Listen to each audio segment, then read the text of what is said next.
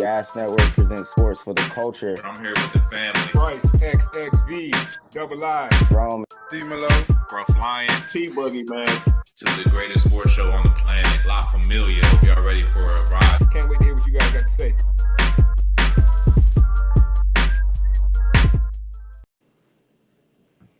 What up, man? It's Gas presents sports for the culture. Gas Sports for the Culture podcast, the number one sports podcast in the land. I'm the host for the night. I'm Scruff. Y'all know me. Some know me as Scruff. Some know me as that guy walking a dog. But you can find me on Instagram at District Homes DMV, and you can find us on social media at Good Ass Sports. All my new listeners in here, appreciate y'all. Hit that subscribe button, hit that like button. And I'm going to go ahead and introduce the fellas. We got some good topics for y'all tonight. Top right, introduce yourself. Yes, sir. Your boy Young Rome 22 on all socials as always, man. We got another great show for y'all tonight. So, like I always say, you come for the sports, you stay for the culture. So let's get it. Yes, sir. Bottom right, introduce yourself. I just want to say it's 33 more days until baseball season begins, or 37, something like that. And I'm a happy camper again. Let's go Yankees! Yeah, fuck the Yankees. Bottom left.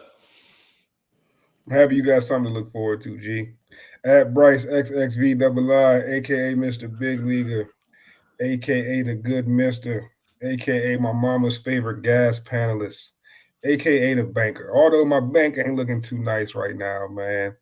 Stock market killing your boy, bruh. But you know what they say, man. You got to buy the dips. So I'm holding true to that. Yeah, man. The funny thing about the market is it should go on sale, when your pockets be low. Like this joint not going to be on sale. If the joint on sale like this in March, I'm dipping in. You know what I'm saying? That's when the bonuses hit. But anyway, let's get into the topics, man. We got some good topics, man. We're gonna get right into the craziest topic of the week. This is truly the intersection of sports and culture in this particular topic here. So I'm sure y'all seen a little bit of this over the weekend with Steve Smith, former NFL wide receiver Steve Smith of the Carolina Panthers and the Baltimore Ravens. As well as I believe he works for the NFL Network now in some type of analyst role of some sort. Apparently he was sleeping with someone else's wife. To be specific, this woman was a member of the Baltimore Ravens band, I believe it was, marching band.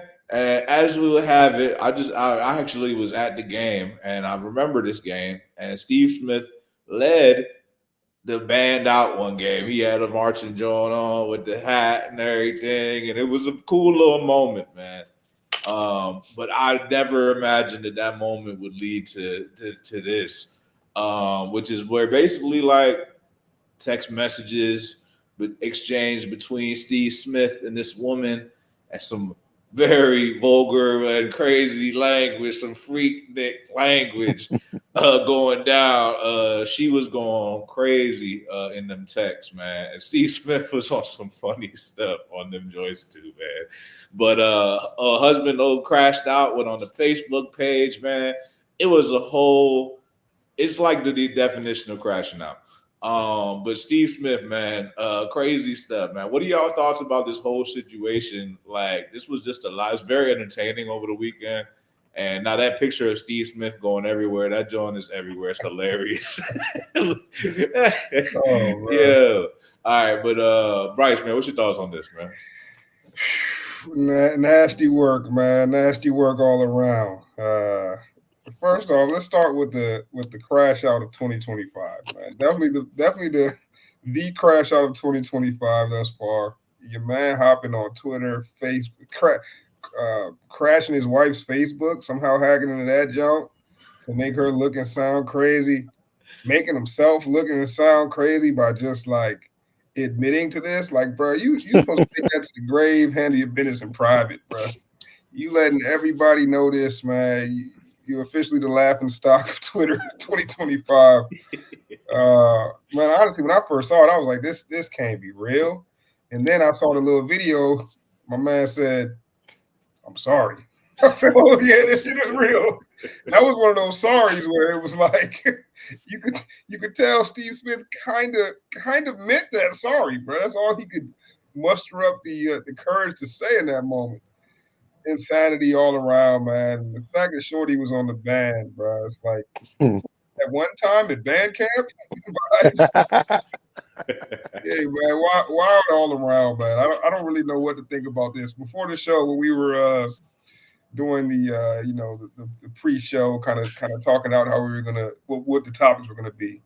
Scruff suggested, maybe we should have a "What would you do in this situation" segment. And I was like, hell nah, because what would I do? I'd be headed to the jail cell, right? I'd be headed to Central in this situation, bro. Because I'm not, I try to be a peaceful person, bro, but somebody got to get hurt in a situation like this, all right?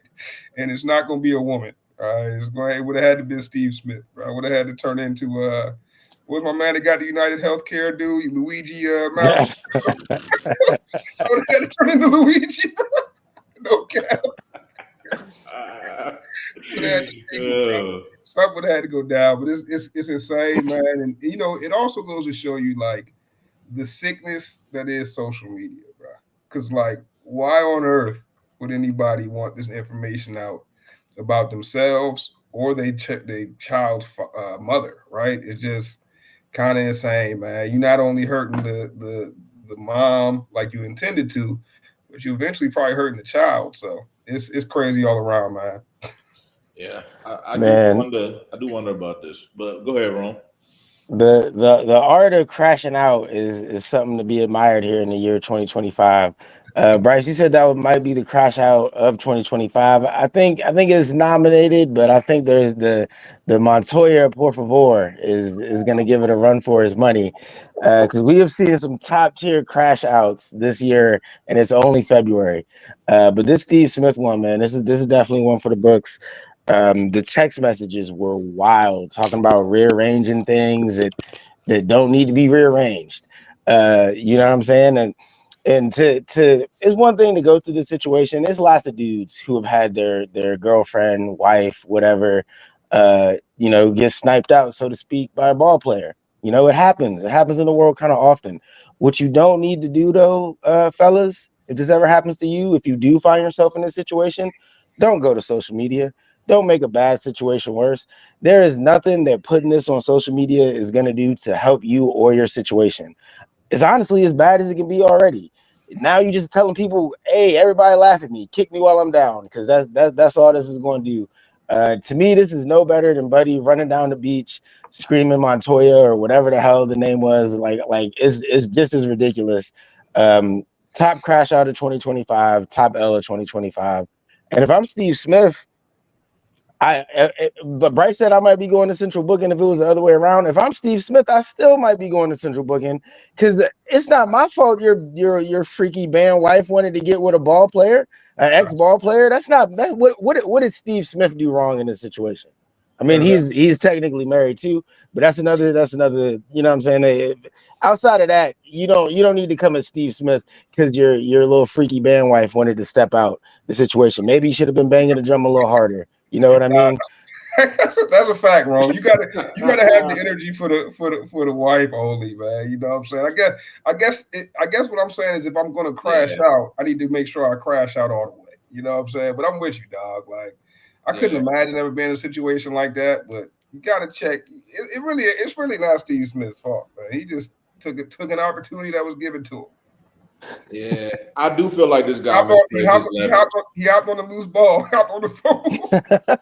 Yeah.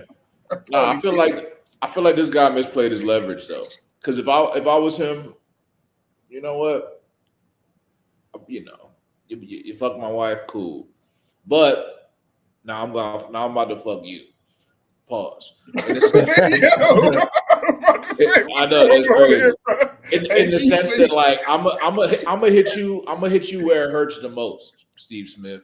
So what I would be doing is I would be withholding all that content that he just threw out there for free, I would have been Right. withholding that content and giving him a little preview. Hey, Steve Smith, I know you like your job at NFL Network and your relationship with the Baltimore Ravens, but I'm sure you wouldn't want this getting out. So So it's you going want to take me about. Oh yeah, I'm gonna extort him. You Yeah, gonna that, extort him? yep. You don't even got. I mean, you could definitely extort them, but Yeah. TMZ would have paid a bag for that story too. You fucking my wife, that's the best thing that I ever heard. That's 500 bands in my bank account. Pay up. That's a smart play until unless Steve Smith gets the law involved, you get And, All right. I also, man, are the women of Baltimore safe? Like, is it safe to be a woman around the Baltimore Ravens? I mean, you got Steve Smith sniping people out, Justin Tucker out here. bro. Like, is Hey, you gotta ask the question, right? Like, is it safe at all if you're a woman working for the team? I don't know. I think that's a whole other conversation right there. uh, But I mean, if she can get sniped from the band, all right, I mean, it's off limits if the band members getting sniped, bro. I feel like that is a good Not even a conversation. cheerleader. You mean to tell me it wasn't even a cheerleader? It was a band member, bro. Oh, man. Yeah. also, man, like what I learned from this situation is that Steve Smith 100% has a type. Like, That's a wild type. Too. like if you could get a side by side of the side piece and the wife, 100%. That's an insane type to have right there, man. But to each his own for sure. Different kind of brother out here. G, final thoughts. Y'all disappoint me, all three of you guys. Y'all all disappoint me. You about to kill somebody. You say you're gonna crash out. You say you're gonna extort somebody. What happened to keeping it P, man? Y'all disappoint me, man. Ain't none of y'all trying to fuck on somebody's sister, best friend, ain't moms, and she look good. I'm trying. That's what you call a real crash out, man. I ain't about to go to jail for no bitch. And let alone. And first of all, I want to say God bless all the eaters. What I just found out over the weekend, homegirl is an eater. She wants to be an eater. God bless all the eaters in the world. Mwah. May y'all have a blessed year from here on out. But to you fellas, man, y'all talking about going to, man, listen, man, ain't nothing more gayer than being in prison. So to the youth, don't be trying to crash out and go to prison, man. Y'all gonna be around, but especially if you're a guy, you be a man, unless you're into that kind of shit, then that's between you and your guy. But man, none of y'all trying to fuck on nobody's sister, best friend, or moms. Listen, man, if I was man, I'm trying to fuck on somebody. I'm trying to fuck on somebody's wife too. That's a good point. The only payback, the only real payback is getting his wife. And I doubt Yeah. this guy. I'm doubt I that. doubt Lamborghini. I Nah, doubt but the real Lamborghini payback is. is also getting on her sister. Her mom look good. I'm trying to dog that shit out. Yeah, Man. mom Dukes might, but I mean, you talking about 40-year-old people, so probably 80-year-old mama, bro. All I'm saying is, Well, fuck it. Somebody got to get sniped. Somebody's wife got to get sniped, and I'm Yeah. sniping. Yo, I'm G, on a mission. if you snipe the 80-year-old mama, bro, that's a different type of get back, bro. Hey, a man. different type Hey, of, that's a man. different level. That's right? not even get back. That's enjoyable. Like, what we doing that for? What you mean? But what you doing if somebody right? said they smashed your 80-year-old mama, bro? Hey, How man. you? Hey, man. I ain't putting nothing on the internet. That's between me and her mama. Her mama gonna give me that extra piece of yam meat, extra piece of sliced turkey during Thanksgiving. Those Christmas holidays, I'm gonna get that extra nice big gift. But G, you do make a good point, man. You got to keep it P in the Man, situation. you gotta keep All it P, actuality, man. you got to keep it P in that situation, man. You Son definitely didn't keep it P. can't crash out. Son Can't is ruin your own life. loud. That's why I was laughing at this. I'm like, damn. I mean, Steve Smith, he kept it P. Fucked on somebody's wife and ain't say nothing about it, and he apologized because God forbid something happened to this woman. So he gotta apologize. I'm apologize too. Like, yeah, my bad, dog. In the back of my mind, yeah, I'm gonna hit that shit up later tonight, though. Fuck is we talking about, man? I'm trying. I'm gonna slay that shit again just for the set. Just because of that call, I gotta slay that shit one more time. Oh man! All right. That's a good topic. Good topic, man. Yo. Disappoint me, man. No way here keeping it Pete. Damn. Hey man, if you out here trying to fuck on something, fuck some. Well, I'm like, damn, this shit got wicked too quick. I'm over here like, what is going on here? I feel like keeping it P goes out the window once you read that that your wife is getting her shit rearranged, bro. I Yo, mean, you. that was the I most mean, insane line ever. I I'm mean, willing to she said, "I bet. love I'm my willing to dog." I'm bet like, she's "Yo, never what's said that going to the on husband, bro. here?" Right. She's probably never said that to the husband. That was an insane line. I'm not married yet, you know what I'm saying? But I imagine Same that here. once it's your wife, bro, that's just a different level right there. It's one thing for it to be your shorty, man. So someone that you didn't see you didn't see her lasting into your 80s and 90s, right? But talk about your wife, mother of your kids, man. Like, damn, Well, what's crazy is if he's gets to be at team parties and team events and shit, like probably done dapped him up. You're like, oh Steve, can I get an autograph? He probably got pictures with him and shit. I'm a big Shorty fan. like got him the autograph. I don't worry, I get you, Steve. I get you, Steve's Nigga playing the old Damn. Madden. Imagine the wife got him a Ravens Steve Smith jersey signed and autograph, and he put it away. Damn, the bitch is evil. Bitch, yeah, Bet you the because y'all nigga forget Steve fucking Smith used to play for the Ravens. yeah. Yeah, he did. That's the whole That's what I'm point. saying. Like, I Now, don't now even he think he plays for had the to visit the band. team. And, oh, word, he playing the band. Man, yep. Wild story though. Wild story, man. Crazy topic. Good topic though. Go ahead, hit that like button if y'all fucking with us so far, man. Hit that subscribe button to the new subscribers, man. We about to get into our next topic. Last night we had a nice little showdown in the NBA. I know a lot of the haters are saying the NBA is falling off, but a lot of people not really watching, man. Last night was one of those situations where even our basketball heads in our group chat, many said they turned the game off. Luckily for me, I was getting back late, and I just happened to turn the game on. You know what I'm saying? I'm like, this shit over. Hold up. I say, hey, damn, hold up. They was down like, I forget what it was, man. 27. Yeah, Yeah, it was yeah, 20 something. With 3 minutes and some change left. And just start going in. And the Thunder, who have by all accounts been the best team in the West thus far this season, fumbled and lost in a little bit of a concerning way to the Timberwolves, who were the team of emergence last season. Still trying to gather their footing this season, nonetheless. But what are y'all thoughts there about that game, that matchup? Two superstars, SGA and Edwards, man. Did y'all get a chance to catch that? Are y'all concerned about the Thunder? What are y'all thoughts there? Bryce, I'm gonna start with you. Man, I did not get to catch the game. A little salty about that. I was looking at, checking scores here and there. I saw it was a blowout for a minute and crazy comeback. I saw, of course, caught the highlights. Shout out to Ant for the game-winning block. Man, Ant has had a few game-winning blocks at this point, which is impressive for a player under 7 feet. Not a big man. Only 6'4", getting game-winning blocks is at the rim is crazy. But I've been very impressed with that Timberwolves team this season, despite them not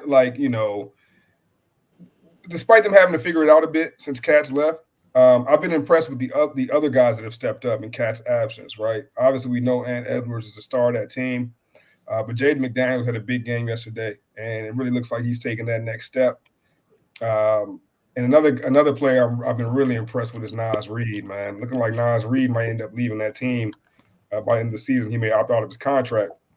And I think when Nas Reed moves on, if they're unable to sign him, I think we're really going to see an ascension into borderline stardom for Nas Reed. I think he can really become something special. On the other end, SGA, that's, SGA and the Thunder, well-rounded ball club.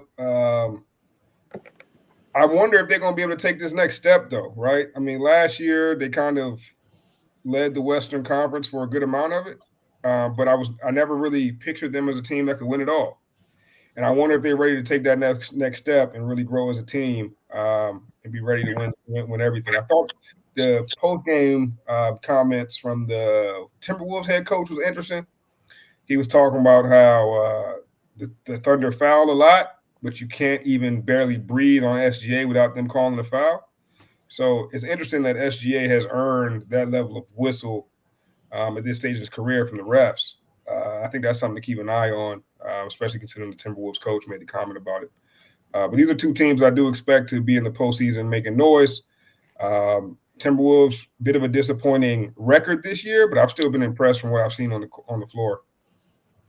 Yeah, I mean both great teams, man. Both got superstar talents. So which is really why I want to pose the question to y'all. Really, we had the this or that's, and that's really what I want to ask y'all, man. This or that, who would y'all take if y'all was starting a team? You only had to pick one to build your team around. And Edwards or SGA, who would you take? G, I'm gonna start with you on this one. And man, just because of the charisma, even last night's game, right? I think he didn't score more than 4 points, and that's included the fourth quarter and the overtime, right? I believe that's how it went, and he was still managed to win that game. So he was basically non-existent besides his defensive effort. And that goes to show you, like, people thought he was going to be a ball hogger. Mainly one of the reasons why Karl Anthony Towns was so quick to go with the Knicks and accepted that trade. And look at the Timberwolves. I mean, yeah, they're not. Where were they last year? Last year, I think they were like top 3 teams, right? Because they weren't in the play-in. I know they were like one of the top seeds. And look, they're in the play-in now. They're in the 7th place. In my personal opinion, I think this game just showed me that OKC isn't that Boston team that were the early years of with Brown and Tatum, where they were going to the Eastern Conference Finals. Like, they were getting past the second round. This team hasn't gone to the second round yet. And I don't think SGA is really that guy. Matter of fact, he's Canadian, so fuck all that. I'm gonna root with the home team, man, with the U.S. blood in them. I'm gonna go with Ant on this one. All right, Rome. Yeah, no love for Canadians out here. Never. Look, I gotta rock with Ann on this one. And to be honest, man, before last night's game, I don't know if I would have said that. Um, I rock with Ann on this one just because of the leadership factor, the aspect of him having that dog in him. Um, I think that is the type of player that you need if you find yourself down 20 plus points. There's no coming back if you don't have players on your team with that type of attitude like Edwards that feels like regardless of the score, you know what I'm saying, they're gonna come out there with some fire. Um, After I didn't get to catch all of the game last night, but after rewatching some highlights and just watching Ant Edwards and knowing what he brings to that team, I would rock with Ant over SGA. Although, man, SGA is a player that just impresses me pretty much every time I watch him play. Not really my kind of player, but I don't really have a negative thing to say about him because, I mean, look at the Thunder, bro. Like, they got one of the better records again. He constantly produces. So this is honestly a tough choice. I'm interested to see, what people might comment on this if they rocking with Ant or SGA on this one. But I'll put my money on Ant. Yeah, man, this don't starting to get a little one sided. I don't like it. That's why I'm about to chime in real quick because, like, one thing SGA is not getting a lot of love here in this conversation. So yeah, I'm saying go ahead, jump in the comments. SGA and Edwards, who would you rather have? And for me, I would rather have SGA for this reason. Point guard. You know what I'm saying? Two reasons. He consistent. Edwards had a kind of a down game yesterday. Yeah, they won the game, and that's cool and everything. But SGA, you could pretty much expect what you're going to expect from him every single night. And his trajectory of improvement is just crazy. Efficiency through the roof, and he running the show at point guard. If you building your team around Ant Edwards, you gotta have some other pieces around you. You're gonna have to get your point guard to pair with Ant Edwards. You know what I'm saying? You got to get the right point guard to pair with Ant Edwards. With SGA, push to start. You feel me? You got everything you need. You know what I'm saying? But all right, now that we got a little bit of a discrepancy here, Bryce, what do you think here, SGA and Edwards? It's very tough, man, because Ant Edwards one of those guys I hitched my wagon too early on, man, and I got a lot of faith and belief in Ant Edwards and the player he will become. I think at this point, SGA is much more of a finished product. So if you had to tell me I got to try to win a championship this year, I'm taking SGA. But if I'm taking that outlook over the next 5-6 years and where they're going to end up, I might have to rock with Ant. Keep in mind SGA is 3 years older, so it makes sense. I think right now SGA is the better ball player though. There was a stat going around that like if he is able to average over 30 points while shooting 50% from the field, he'll be the first player to do that since Jordan. Well, actually, the only player to do that since Jordan. That's impressive, man. I think That's another thing crazy. it's wild. I think the thing that's most impressive about SGA's game, I said it earlier, like the thing that impresses me the most about Ant Edwards, the defensive intensity, right? Getting blocks to seal games is crazy at 6'4". I think the most impressive part about SGA's game is in this climate where like threes mean everything. SGA doesn't shoot a whole bunch of threes, bro. You know what I'm saying? And like, you really can't name a superstar right now that's averaging, putting that type of scoring output out there that's not assisted by the three ball all the time, right? And SGA, maybe he's getting. I would love to see the average, but I would highly doubt he's hitting over three of them a game. Like it might be one or two a game. It's not that he's bad at shooting it. It's just he can get to the rack, he can get to the midi, he can get to the runners. Like man, and it never feels or looks like he's in a rush or in a hurry, bro. And that's not to say he's not explosive because he is, but he just plays at like a very very good pace. And you combine that with the athletic ability he has, it's tough to stop. Interested to see where his career ends up, but I think he's getting that 27, almost 27, where it's like, all right, buddy, let's see if you can get a chip. I could agree with both of you fellas because I know there was a game that he scored like over 50, close to 50 points, right? Over 40 points without hitting a three and without going to the free throw line too. So I mean, his game is impressive, but it's just the fact that it's Oklahoma, man. I don't trust it. And then again, it's like he doesn't carry that swag that I prefer that like the one that Anthony has. Like Edwards has that old school swag where he don't give a fuck. He's like, well, I'm gonna come and play. And that's what makes you gravitate more to this kid over SGA. SGA is more nonchalant about it. He tries to, but it doesn't sound genuine when he tries to talk his shit. It sounds like someone wrote it up in a postcard for him and told him, here, say this. But I'm like, I'm not in, and that's the only reason why I can't gravitate to this kid SGA. I mean, don't get me wrong. He's like the old school player where it's just a jumper, and he's practically if he gets comfortable with a 3-point shot, he's that much closer to just being an all-rounded player, and it would be scary. What is he averaging now, like 32? So imagine he's that without a 3-point shot, and you give him a 3-point shot where he's like, let's say he averages 37% at the 3-point line. The dude will basically be averaging close to 37 points per game. Yeah, he's shooting at 36% clip right now, which is like for the three. Yeah, he's at 36, and but that means how much is he really shooting then, and what is he making?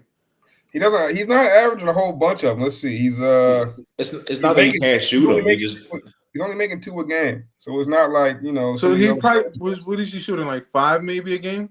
Yep, that's a good amount. Let's imagine he has a bigger clip. That's not a lot. That's not a lot of threes, though. I feel like that's very little for a scorer that's scoring that much.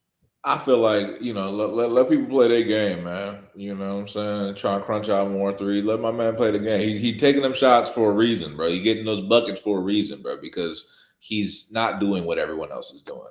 So I got a question, and the real answer is who's the MVP right now for you guys? Would it be SGA or would it be the Joker? In my personal opinion, I've never seen a center average a triple-double. And I'm not going to lie. I feel last year the league took away his because it would have been a 3-peat, right? If you would have won it. Yeah. I feel like the league got to give him that back. Yeah, honestly. You might be right, G. You make a good combo for that. That's actually a good topic. We can talk about that for a hot second.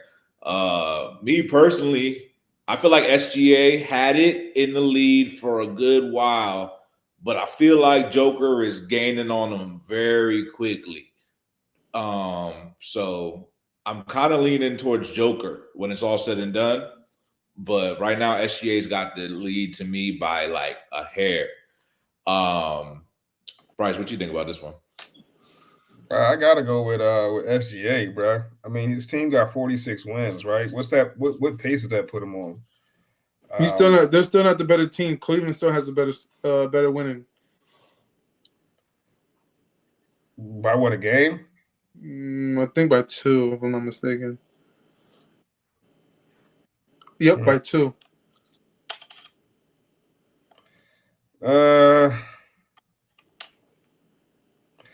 I don't know, bro. I think I got to go with SGA, man. I just think, if they're able to come out and win 66 games and get close to that 70 mark.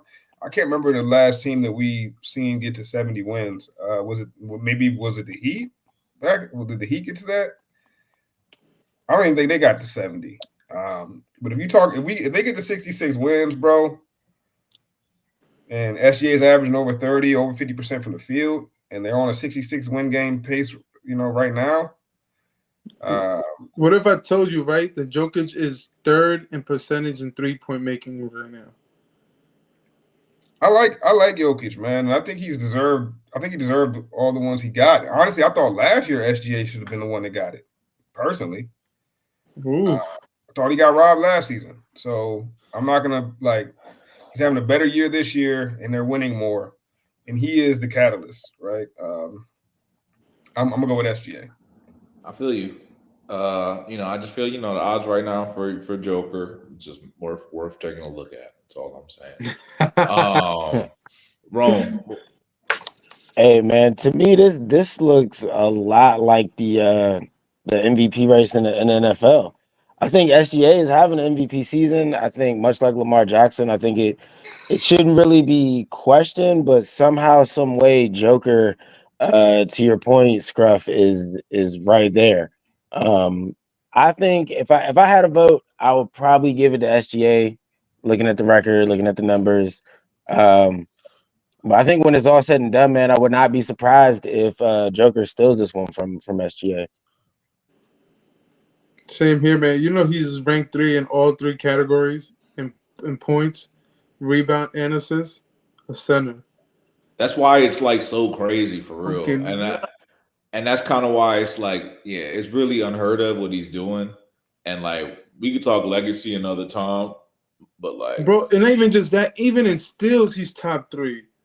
He's just like killing it across the board. But he's just, it's a little bit of that fatigue, that voter fatigue, I don't think it's voter fatigue though. I think that was last year's. I also think a part of it is like what are the criteria, man? Like I still go on like the best player on the best team because that's what I kind of grew up with. And then there were changes to that. Russ getting his triple double for the season, he won it. A couple others in recent years, I guess Embiid got one, the sympathy joint. At this point, I feel like I'm always going to lean to best player on the best team, unless I feel like there's a season that's way better than the best player on the best team. And I don't think Joker's season has been way better than SGA's. So you don't think him averaging a triple double and leading the league in 3 statistical categories is not worth noting? It's not better. It's actually he's actually 3 points per game higher than his career high in points. It's his career high. It's pretty up these, and he definitely his career high in assists because he's never averaged double digits in assists. So it's like he's won 2 MVPs, but this is his best season ever. Right, but SGA is also having his best season ever. And he's averaging, almost 33 points, 6 rebounds, 6 assists. I get that Jokic is getting more rebounds and assists. I don't want to take anything away from Jokic because of that. I just feel like SGA's got his team with 66 wins. If Jokic is having this amazing season, and why is he not on the Dubs? You know what I'm saying? Why? And don't get me wrong, the Nuggets are winning, so I'm not trying to take nothing away. But like SGA is contributing more to winning as the best player on this team. I think they're both equally vital to their team, right? So if we're talking about who is the most valuable player in the league, I got to look at how valuable are you to the team, and if your team is winning more, you're more valuable to me. See, but I disagree with that too because I actually feel like the Nuggets, just based on infrastructure and just like cap and just the way things kind of work out in the cap economics world, the Nuggets are in a situation where they had to pay Joker, they had to pay you know what I'm saying, Murray. They had to cut costs, they had to fill roster spots. They're kind of depleted, you know. They went and got Russ, like nobody wanted Russ for a while. But you know, he was a value play for them, you know, and it's worked out well. Whereas the Thunder are a team where they got like a whole bunch of young rising stars, so like that are on low salaries. So it's just like a little different. You know what I'm saying? For Joker. So I feel like if anything, I'll he's get more that too, valuable. because I'm not gonna sit here and say I wouldn't feel. I feel. I understand what Bryce is saying, but it's not like the Joker's just in like in a team that's in a play-in. He's literally in second place. Like it's Right. not like he's in like a bad team. Right, but you know how many games separates first and second? 8. Right. So like he's in second place, but 8 whole wins behind. It's not like he's in second place and they battling for first. Like the Thunder are starting to run away with first. Starting Yeah. to. Yeah, I mean, if not I already. don't. They got a nice lead. To That's a Scruff's great point lead. about like the young team, I get that, right? Chet Holmgren's what in his second full season, so I mean he's a sophomore. James now what 3 seasons in, right? They both So you're 3 talking seasons, about no? you're winning with young pups, bro. Like it's easier to win with vets, proven vets, like multiple time All Stars like Russell Westbrook and Jamal Murray, even an Aaron Gordon. Let's not act like Aaron Gordon's not an all-star. You know what I'm saying? Like we talking about players that are like proven in this league versus a team of players that outside of SGA, Jalen Williams, and you know what I'm saying, I guess you could say Chet are proven, but after those two guys, bro, it's not too many proven names. Like these guys are all like kind of running along with SGA. You know what I'm saying? He's leading these young cats that are all under like 23. They're all like 23 and under, bro. That shit's crazy impressive, bro. And I'm not sure like how many young players can lead a young squad like this in this I mean, fashion. so why are we not talking about the Cavs like in the same light? How we're talking about OKC? The reason we're not talking about the Cavs or a player from them having an MVP candidate is because they're more of a sum of the parts team, right? So I wouldn't be mad if like the best player on the Cavs, which somebody should consider Donovan Mitchell, I wouldn't be mad if somebody included him in the MVP conversation. But the problem then comes in is like you start looking at the season that he's having, and the Cavs seem to be a team that their sum of their parts is greater than any single individual. Where I would say the Thunder, SGA kind of supersedes the sum of the parts, in my opinion. But the Cavs are impressive, bro. Like the Cavs are who we need to discuss when we start talking coach of the year. You know what I'm saying? Like it's like how are they executive of the year? Like how do they keep putting this shit together and winning with this squad? Is impressive. Yeah, they got a pretty good squad, man. They got a little bit better at the deadline as well. Shout out to Kenny Atkinson, bro. Kenny Atkinson get it done. And he's a coach that got shitted on. If you remember correctly, he was the coach of the Nets. Yeah. Got them to the playoffs, scrapped them to the playoffs, and then they went and hired Steve Nash, slapped him in the face. All in that Nets, KD, James Harden, Kyrie era. Crazy, man. Talking about like blowing up something that everybody in the NBA world thought was going to be like, okay, the turnaround. Like, they got away from the Kevin Garnett, that Boston trade, and then here comes these 3 guys, these 2 guys, and they just fucked that whole shit up. Yeah, that's a good lesson there. Is just like often in life, sometimes what you seeing, what you think it is, it's not exactly what it is right there. You thought that joint was going to be elite, but like sometimes that shit never pans out, bro. And we've seen that many times in sports. Much like Aaron Rodgers and the Jets, who is leading us into our next topic. If y'all still with us, man, hit that subscribe button. You feel me? We hitting this with the heat every Tuesday. But yeah, let's talk about the NFL a little bit, man. You know, we NFL heavy. You know, the NFL viewers, they all here, they waiting for us. They're like, y'all gonna hit the NFL? Like, nah, we got y'all. So you know, man, you just talk about the QBs, man. You know what kind of league we're in, man. We got a handful of elite quarterbacks. We got like the top half of the league. They're pretty good quarterbacks, right?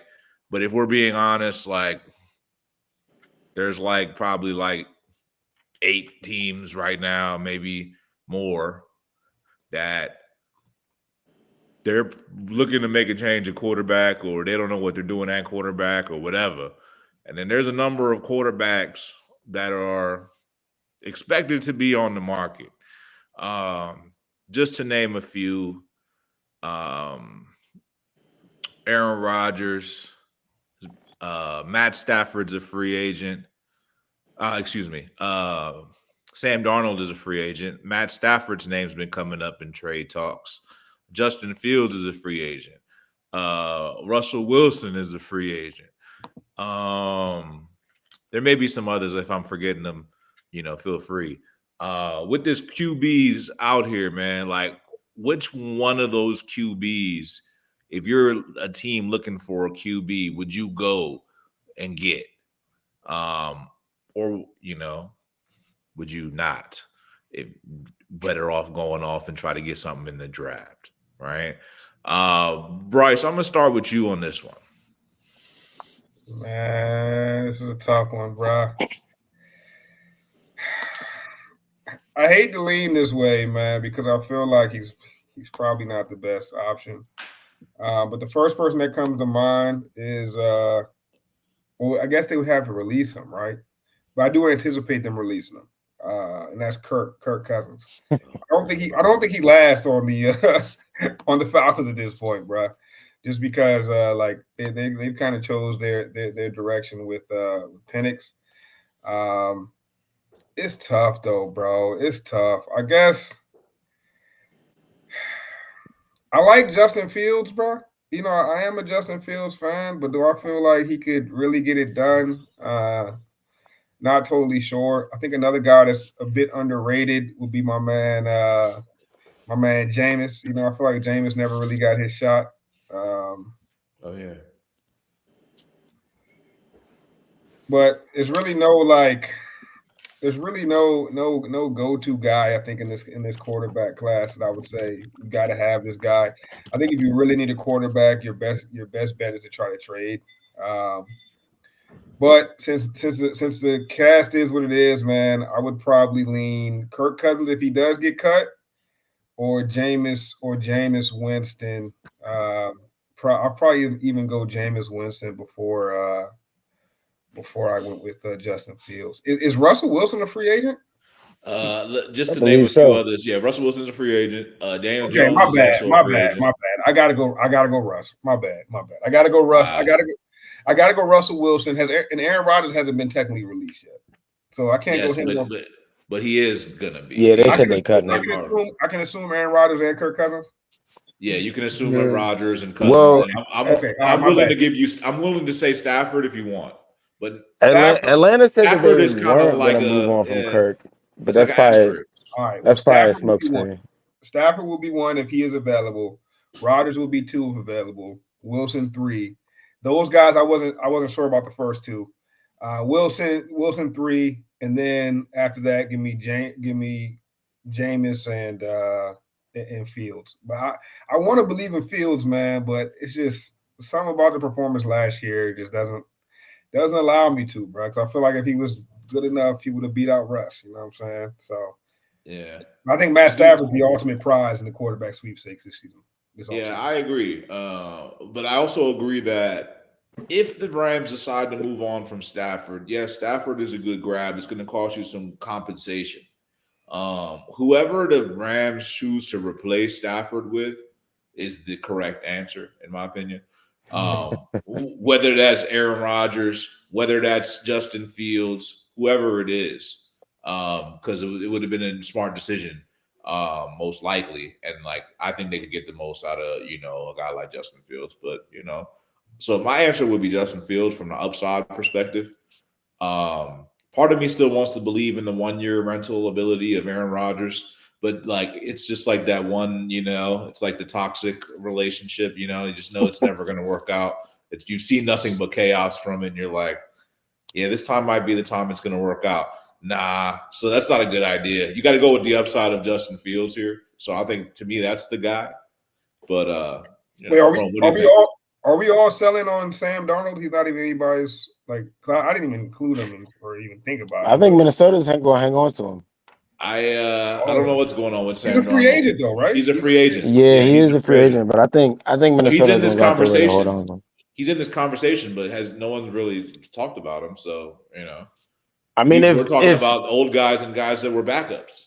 It's truly a carousel because there's a lot of moving pieces. If the Rams do indeed move on from Matthew Stafford, I wouldn't be shocked to see McVay take a run at Sam Darnold. Personally, speaking as an NFC guy, I would hate to see McVay take a run at Aaron Rodgers. I don't really have faith in Aaron Rodgers, especially after what we saw last season with the Jets. But if he was going to revive his career, LA with McVay, that sounds like the place to do it.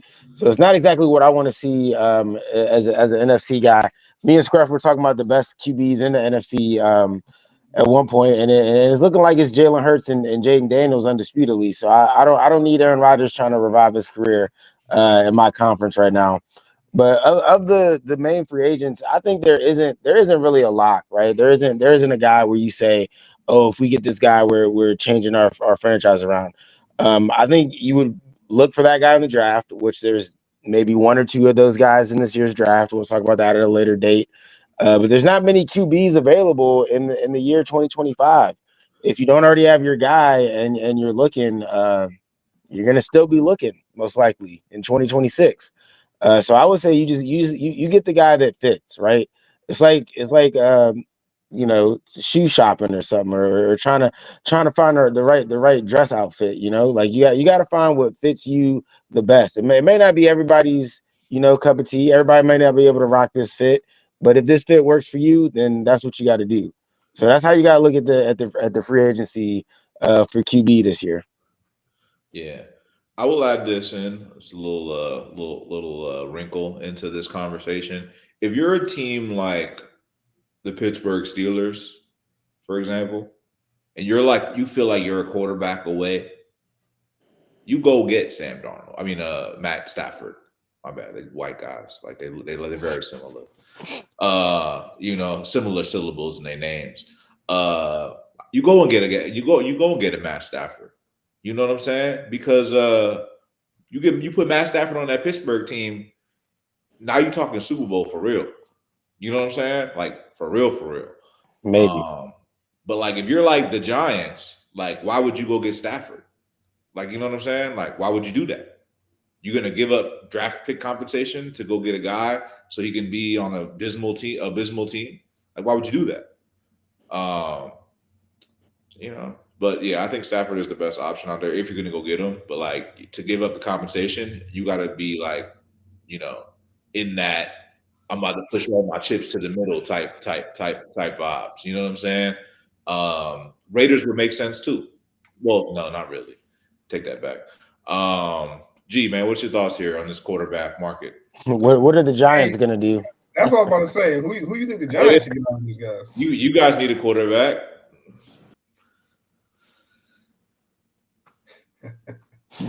He's got to look up the guy. He's got to figure out. He's waiting, like all Giants fan. He's waiting on God to answer his prayers. I know you're not talking, man. Y'all just got your quarterback after years of the bullshit. Humble yourself because next year I want to see you keep the same energy. Humble, right? You better keep looking for a QB in that pantry. Hey man, I don't think they got no Jaden Daniels in there. They're saying it's Shador Sanders. The Giants are gonna hope that he falls in number 3. They're not, and on top of that, reports already came out that Kyle, what's Buddy from Fox said that the Giants are gonna trade for Matthew. That was a the Giants are not going to give a third pick overall for a 37-year-old quarterback. That would be fucking ludicrous. That would be stupid. No one in their right mind will do that. Well, they did give up Saquon to the division rival, but Technically, we didn't give Which was Saquon. They just let stupid. Saquon That walk was out the door. ludicrous. No one in their right mind would do that. Saquon did not walk out the door, bro. Yes, they he didn't did. offer The that. Giants didn't offer him nothing. What you want me Right. to do? I don't own the money. If I had the money in the pocket, I would have gave him the money. I'd be like, here, dude, you ain't going nowhere. You my $3 whore. Where you going? Fuck out of here. But no, but I think if you're the worst team right now, in my personal opinion, and they just got a new head coach, is the Jets. You about to lose Aaron Rodgers. You about to get a new head coach without a fucking quarterback. You're not gonna go double. You're not gonna go back to Sam Darnold. And if you're the Vikings, you're gonna want to have a backup. And did they sign their coach yet or no? Not Did he sure. get their extension? Did he? They got Aaron Glenn. No. He's talking about the Vikings. The Vikings. Yeah, they re-signed him to a long-term deal. They did? Because I know that was a Yeah. big talk. Like, he should have gotten that contract way before the season started. Yeah, he won Coach of the Year, got a new deal. So he's locked in. Okay. And like I said, the Giants are hoping that Shador falls in number 3. They're saying Cam Ward is going to go to Tennessee. And then, in my personal opinion, and if you don't have a quarterback, if you're the Giants and let's say Shador goes in second, you draft the offensive tackle. You get that white boy from LSU, that left tackle. Because you've been needing a left tackle since fucking Eli Manning. And then from there on, like, yo, and if you're the Raiders, that's another team. Raiders could try to make a push for Sam Darnold. So I mean, not Sam Darnold, for Matthew. Because they haven't had a QB since 2020. Since 2000, matter of fact. There you go. That's what I meant to say. I don't know how it's gonna happen, but I need Shador to go to the Raiders. Like, that's just what I want to see. You know what I mean? Yeah, I would love to see that too. Something about Shador in the silver and black would be fire. Like, I don't live on the timeline where he goes to the Giants. Like, nah, that's ugly. Like, why would they do that? Like, Because it'll be considered it'll be Big 12. Shador, like, I'm Shador willing. 2. If Malik Neighbors 1, Big 12. You heard? If Shador went to the Giants, bro, that'd be 4 black starting quarterbacks. Bryce, I was just thinking the same thing. I don't know if that's ever happened in a single division. That would it hasn't. And I was literally about to say the only part of me that would want to see Shador go to the Giants is the part of me that wants to see the NFC East be the first division with 4 black QBs. But outside of that, man, I'm not wishing that on Shador. Dion probably vetoed that. Now, Bryce, let me ask you this. Go ahead. No, I was about to say, if you think about it, like, yeah, what is Shador coming into? I don't know, bro. Malik Neighbors, like, you give any quarterback to Malik Neighbors, it's gonna be a match made in heaven. I don't know, bro. Like, that is a good selling point. But this is why the Giants are so stupid, bro. And maybe they don't get the 3rd pick if they have Saquon this year, but chances are they were trash with Saquon the year before. So chances are they still get the 3rd pick. And that would have been a crazy setup to have Shador, Saquon, and Malik Neighbors. The question is, like, what other support does Malik Neighbors have around him outside? I mean, would Shador have around him outside Malik Neighbors? The thing with Shador, man, you got to have a strong O-line, though. So wherever he goes, they got to build he didn't have a strong O-line in college. Yeah, he ain't never. And that wasn't and that worked against him, bro. And it's going to work against him so much that he's the number 3 pick. Like, what are you talking about? In a weak QB draft, he's not even the undisputed number 1 pick. But my point is, because I'm not even anti-Shador, bro. So don't even try to paint me that way. But what I'm saying is, in the NFL, that lack of an O-line is going to be 5 times worse, bro. 50 times worse even. So he's going to need a good to great O-line in front of him, or he's going to struggle. Yeah, we're going to see. We're going to see. We'll get into more draft analysis later, man. You know. Yeah, I don't know, man. We'll see. There's a lot of shaking. It's like a third of the league. The quarterbacks are going to be on different teams. So you know, it's a lot going on, bro. It's a lot going on, man. Feels good as a Commanders fan to have our QB situation on lock, bro. Yeah, there's gonna be a lot of moving pieces, man. This off season, man. You know what I'm saying? Miles Garrett's a name to watch. He's been linked to a couple teams in the NFC East as well. They're saying Washington might try to get him, and then Philly said if we might try to get him just so Washington don't get him. That was That was the last thing I heard, bro. that It's was the between report I Philly heard. and Washington. That's the report I heard. Scared, boy. That's how they scared of us, boy. We got to get them so Washington don't get they scared, boy. That's crazy. Hey, that Philly Washington Nobody wants to rivalry. line up against Miles Garrett twice a year, bro. I'm I telling love you. that. No, that's facts though. I bet if the Giants were trying to get him, y'all wouldn't give a damn. Exactly. They scared, boy. Yeah, because like having a game changer like that on defense and having a game changer like on like Jaden on offense, it's crazy, man. Like you gotta like having somebody on both sides of the ball. Like for the Eagles, Yeah. like you know what I'm saying? Like Jalen Carter to me has always been that dude for us on the defense, but like crazy, they got guys on both sides of the ball. That's important. Like, Bro, Jalen Carter and Miles Garrett, that should be banned along with the tush push. That can't happen. yeah, the haters out there, aka the Green Bay Packers, trying to vote out the tush push. They mad because they lost in the playoffs and shit, man. They trying to take the tush push out, man. But Bro, that's a real thing. I was hearing that shit earlier in the Yeah, they're podcast. trying to ban that shit. They're trying we should talk about that they're real trying to quick, ban man. it. What do y'all Yeah, think what about the banning of the tush push? Hey, so real quick, this is my thoughts on the banning of the tush push, and I don't so much think it should be banned in the sense of it's not like a real football play, because I do think it's a real football play. I think a QB sneak, extra little pushing the tush, whatever they want to do, that's fine with me. I think, and somebody on the show made this point earlier. I think it was you, Bryce, months ago. I think when it comes down to lining up with no intention of actually snapping the ball and just having someone jump, but you're faking like you're gonna do the tush push, that is something that needs to be looked at. Because it Wait, got to the hold up. point. Because when I said that, you didn't agree, my guy. Y'all was getting on me for saying that. Y'all was like, nah, but the defense needs to be disciplined, all right? Yeah, all right. Now y'all see Well, you know what made me agree with you, Bryce? Because I didn't. You're right. I didn't agree with that in that moment. But when the referee's lips uttered, "We will award a touchdown to the other team for some shit like that," that's when I'm like, oh, okay. Well, now we can't just be lining up to get people to jump, because if we're doing that within the half-inch line, they're just gonna give a touchdown to it like that. That's a red flag for me. I think that's something the NFL should be looking at, as opposed to banning the tush push. Personally, I think the best way to stop the tush push is to stop them on third down.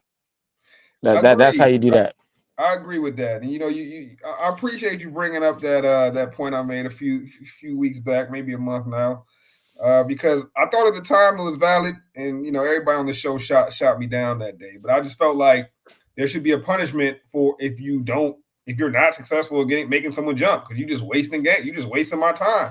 And they always talk about how they want to have the streamlined product, but as far as the tush push goes, man, I feel two ways about this, right? First way I feel like it's player safety. I don't feel like it's the safest play, dog. If we go back to the Super Bowl, right? Chris Jones trying to do anything he can to negate the tush push, so much so that he lined up sideways. It just barrel rolled to the Eagles line, bro. And he was not right after that play. He was hurt literally the rest of the game after that play, right? But the second thing is, like, I feel like I don't necessarily want to ban the tush push, but I do think they got to get very, very strict with the alignment of the players, bro. If you look at these players, bro, half the helmets are in front of the center. Like, we all know that's illegal, bro. So, like, they're not even really – they're just letting them kind of get away with whatever they feel like on that tush push. And they not – like, if you go back and watch the tush push from the from the Super Bowl, Mekhi Becton jumps before the ball is snapped. So, like, how closely are the refs really looking at this? I know it's a bang-bang play, happens very quickly, but it's like, Brad, if they're going to allow this play to continue to happen, they got to make sure it's regulated and that every rule is followed on it. And I don't think that's been happening. Yeah, man. Y'all know my opinion here. If y'all can't stop it, then y'all can't stop it. Just say that. You feel No, me? but you know, but right, and I agree with that too. Like, you know, teams got to figure out a way to stop it, right? But like, what's going to end up happening, dog, is every team is eventually going to have a tush push package, and it's going to be unstoppable for every. No, That's listen, cool. That's cool though. y'all are not all that special when it comes to running the tush push, right? What's going to end up happening is somebody's going to put a big ass player behind center, right? And they're going to run the tush push, and every team will have a tush push package, and every 4th and 1 is going to be automatic for damn near every single team, bro. And Well, No, but here's the that's thing though. why. But that's what you think though. That's what you think, and I'm cool with that. And other teams have tried to do that. Like we've seen them line up tight ends. Seen them line up running backs. We've seen them do all types of stuff. We've seen y'all bring in Mariota to do that joint, right? But here's the thing: is other teams have tried to do it, but they cannot execute it the way that the no, the Eagles Bills. execute. I think the Bills Whoa! I was executed at a higher clip than you guys. So I like, was gonna say let's not turn this that's into a not Philly true. special. That's not true. This is Most this teams isn't cannot a execute it well. Let's say this that. The isn't Bills have this done isn't an pretty well. attack They on. just haven't started executing it well. Eventually, bruh, it's not that difficult, bruh. It's not like it's some sort of Not at all. strategic It's a play QB sneak. so Look, hard to figure out. Nah, bruh. Everybody's gonna figure out a way to execute the tush push pretty soon. And then once every single team's running on 3rd and 1 and 4th and 1, you ain't gonna love it no more, bro. I'm fine with the that whole too. reason it's a tush push is because Jalen Hurts isn't a big QB. The Bills don't even do the whole extra tush push stuff because Josh Allen is a taller, bigger QB. Like Cam Newton used to do this play. Like that's really the reason I say it shouldn't be banned, because really all it is a QB sneak. So to Bryce's point, you know, they got to make sure the alignments are right. But as far as a tush push, the way the Eagles do it, it's just the extra push from the fullback or the tight end, whoever wants to line up behind the QB. But the Bills have run it at a much better clip because Josh Allen is falls over and gets 2 to 3 yards. Like he don't even, like, you know what I mean? He's just that tall. If he falls forward, he's going to get 3-4 yards. So, You know, and like to Bryce's point, every team can find a way to do this. You put a big tall guy in. To me, it's about stopping them on 3rd down. You don't want somebody to run this on 4th and short. Don't end up in 4th and short. hey, my last point on the tush push, bro, and I think this, and I think I probably figured out the best way to do it. Right, every tush push that's done on the 4th down should instantly trigger a review. Right, so every single time a team decides to run tush push on 4th down, that zone should be reviewed by the whatever the broadcast center in New York. New York, Whoever reviews those plays. You know how they have that team, that officiating crew that reviews the plays from some sort of central location? Yeah. Every 4th down tush push should get reviewed to make sure that everybody was lined up properly. Because I guarantee you, if they did that and they made the Eagles line up properly every single time on every single tush push, they wouldn't have the same success rate, bro. They have found a way to exploit the system a little bit, and I can't be mad at that. But if you watch it in slow mo in the Super Bowl, Mekhi Becton jumps early. That man was almost 400 pounds, bro. If he's jumping early on your D tackle, dog, your tush push got a way higher success rate. You know what I'm saying? I just feel like it should trigger a review. And that way, the Eagles get to keep their play, and there's no harm, no foul, because it was fully reviewed each and every time they did it. So it can't be deemed unfair. Yeah, I'm cool with that. Cool with that. G, you got any thoughts here? Nah, keep it. It's a QB sneak. It's just they just want to grab the QB's ass and just push him over. Pause. Some freaky ass things they do in Philly, man. Freaky ass people, man. Yeah, man. Don't skip leg day. Big Dom came up with the name. Actually, it makes sense. I sent Rome the video when you know, Sirianni was on the Colts, and he had put in Jacoby Brissett, and they ran it for the first time. You feel me? That he ran it, started running. Yeah, but even in that original one though, it was just putting in Jacoby because he's the bigger, taller QB, as opposed to having someone push him. Jalen is just not that big, pause. Yeah, but he just a motherfucking bowl. He just built like a bucket bowling ball. He just fucking pushes his ass. You know what I'm saying? He just like a little missile going through that joint. But yeah. Anyway, like I said, everybody that's listening, appreciate y'all hanging with us the whole time, man. I seen y'all. I watch y'all. You know, I appreciate y'all. Hit that subscribe button. I know y'all fucking with our episode today. Hit that like button. You know, help us get out there in the algorithm. You know what I'm saying? Don't skip leg day. And you know how we end every show, man.